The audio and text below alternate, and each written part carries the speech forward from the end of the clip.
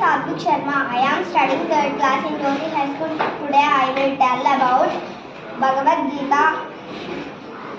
Atadvidi. Om Shri Paramatmane Namaha. Srimad Bhagavad Gita. Atadvidi. Dvadashodhyayah. Bhakti Yogaha. Arjuna Uvacha. Evam Satatayukta ye Bhaktasvam Paryupasate.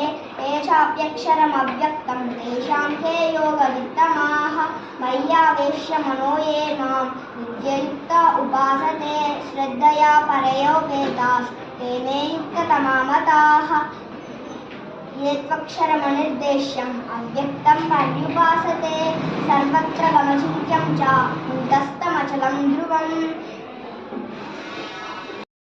संनियमेन्द्रिय ग्रामं सर्वत्र समबुद्धयः ते प्राप्नुवन्ति मामेव सर्वभूतहिते रताः.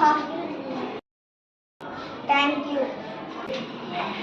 My name is Adya.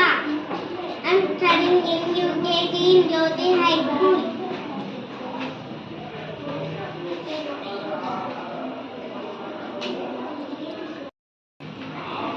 Bhagavad Gita శ్లోకాలు నత్యేవాహం జాతునాథం వందే మే జనాధిపాః నచైవ న భవిష్యః survey వయమతః పరం